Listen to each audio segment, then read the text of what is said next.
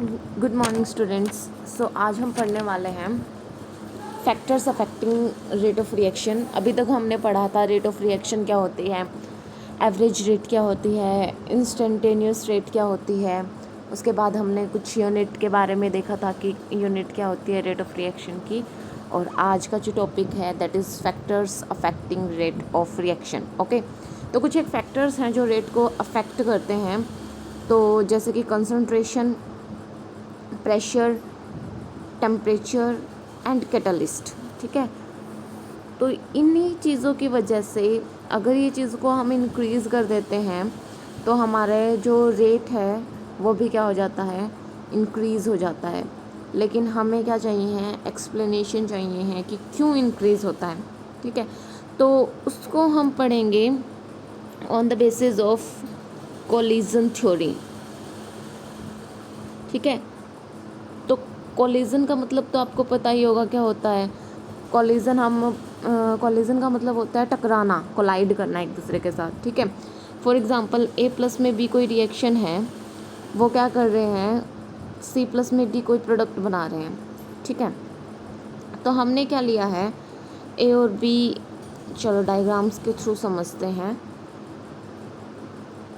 देखिए, हम क्या ले लेते हैं, एक कंटेनर ले लेते हैं और उस कंटेनर में हमने क्या डाला है, रिएक्टेंट एज अ ए, मतलब कि ए के भी बहुत सारे मॉलिक्यूल होंगे और बी के भी बहुत सारे मॉलिक्यूल होंगे उसके अंदर। ओके, तो अब हमने क्या कहा है कि कंसंट्रेशन को हम क्या कर रहे हैं, इंक्रीज़ कर रहे हैं। ठीक है, कंसंट्रेशन इंक्रीज़ करना मतलब कि ए और बी के जो मॉलिक्यूल हैं उनको बढ़ाना।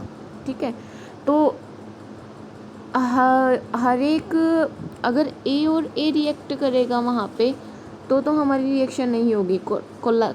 रिएक्शन कब होगी, जब ए रिएक्ट करेगा बी के साथ।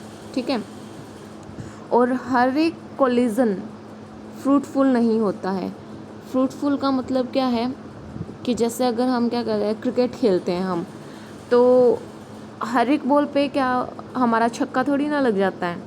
ठीक है, वो भी तब लगता है जब बॉल की एनर्जी और बॉल की पोजीशन बिल्कुल एग्जैक्ट किस पे जाके लगे, बैट के ऊपर जाके लगे, तब भी सही जाके 6 लगता है। ठीक है, तो इसी तरीके से हर एक कोलिजन फ्रूटफुल नहीं होता है। फ्रूटफुल कब होगा, जब उसके पास प्रॉपर एनर्जी होगी और प्रॉपर ओरिएंटेशन होगी। ठीक है, तभी कोलिजन क्या होगा, फ्रूटफुल होगा। अब इसी के थ्रू हमें क्या पता चलेगा, कोलिजन पर सेकंड के बारे में पता चलेगा। ठीक है, उसी से हम रेट डिफ़ाइन कर सकते हैं कि रेट हमारा इंक्रीज़ होगा या फिर डिक्रीज़ होगा। ठीक है, तो जैसे अभी हमने बताया कि इनके बेसिस पे हमारा रेट इंक्रीज़ होगा, और वो इंक्रीज़ कैसे होगा।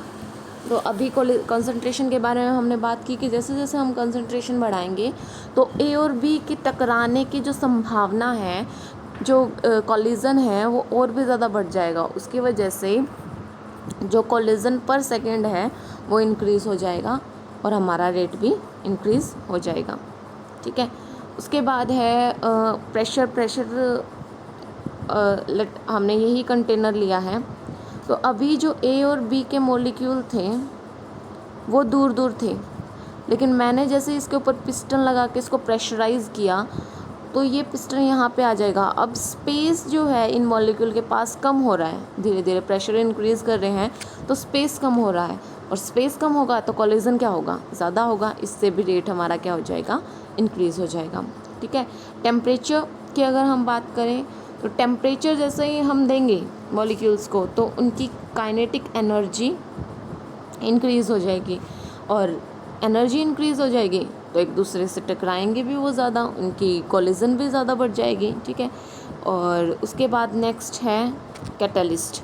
तो कैटलिस्ट क्या होता है, अब पहले से ही पढ़ चुके हो। कैटलिस्ट वो चीज़ है जो रेट ऑफ रिएक्शन को इंक्रीज़ या डिक्रीज़ कर देता है, मोस्टली इंक्रीज़ करता है। ठीक है, और जबकि खुद वो कभी इन्वॉल्व नहीं होता है, किसी भी रिएक्शन के अंदर वो खुद इन्वॉल्व नहीं होता है, लेकिन रेट ऑफ रिएक्शन को इंक्रीज़ कर देता है। क्यों कर देता है, एक ग्राफ के थ्रू हम समझते हैं इसको।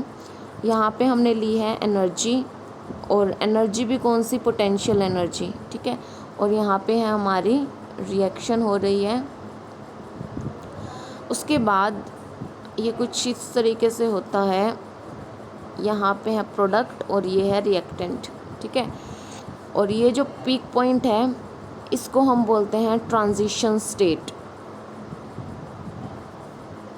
तो इसके अंदर क्या होता है, अब सभी मॉलिक्यूल की एनर्जी जो होती है वो डिफरेंट होती है, ठीक है। अब जिसकी एनर्जी ज़्यादा होगी वो तो ईज़िली इस बैरियर को पार कर जाएगा, ठीक है। लेकिन जिसकी एनर्जी कम होगी वो तो इस बैरियर को पार नहीं कर पाएगा। और एक और चीज़ अगर मैं बता दूं आपको, मैंने रिएक्टेंट के लिए ज़्यादा ये स्पेस लिया है, ठीक है। तो ज़रूरी नहीं है ये ग्राफ कुछ इस तरीके से भी हो सकता था कि हम रिएक्टेंट ये ले लें और प्रोडक्ट ये ले लें, ठीक है। लेकिन बैरियर तो फिर भी इस केस में इतना बड़ा जो बैरियर है उसको पार करना पड़ेगा, ठीक है। तो कैटलिस्ट क्या करता है, ये जो बीच में ये है एक्टिवेशन एनर्जी, ठीक है। E A से डिनोट कर लेते हैं हम इस एक्टिवेशन एनर्जी को। तो एक्टिवेशन एनर्जी को क्या कर देता है, वो डिक्रीज़ कर देता है, कम कर देता है। या फिर हम यूँ कह सकते हैं कि ये जो बैरियर है इस बैरियर को कम कर देता है, ठीक है। एक नया रूट प्रोवाइड करवा देता है कैटलिस्ट उन मॉलिक्यूल के लिए, ताकि वो एनर्जी इस बैरियर को ईज़िली पार कर जाए, ठीक है। या फिर वो जो एक्टिवेशन एनर्जी है उसको क्या कर देता है, कम कर देता है। अब उनको बैरियर क्रॉस करना इजी हो गया। अब यहाँ से जाना इजी है, यहाँ से जाना इजी है, ऑब्वियसली से यहाँ से जाना इजी है। तो कैटलिस्ट यही करता है, खुद रिएक्शन में इन्वॉल्व नहीं होता है, लेकिन वो क्या कर देता है, एक्टिवेशन एनर्जी को कम कर देता है ताकि रिएक्शन हमारी जल्दी हो, ठीक है। तो आज के लिए इतना ही, थैंक यू। और वैसे अभी तक हमने क्या पढ़ा है, ये जो इन्फॉर्मेशन मैंने दी है, कौन सी इन्फॉर्मेशन, जो फैक्टर अफेक्ट कर रहे हैं रेट को, जैसे कि कंसंट्रेशन है, प्रेशर है, कैटलिस्ट है, ये सारे क्या हैं, क्वालिटेटिव हैं। और क्वालिटेटिव में मतलब कम या ज़्यादा होने का बताते हैं बस, लेकिन आगे फर्दर हम डिस्कस करेंगे क्वांटिटेटिव इन्फॉर्मेशन के लिए, जो हम फार्मूला वाइज करेंगे, उसके लिए फार्मूला की रिक्वायरमेंट पड़ेगी हमें, ठीक है। तो आज के लिए इतना ही।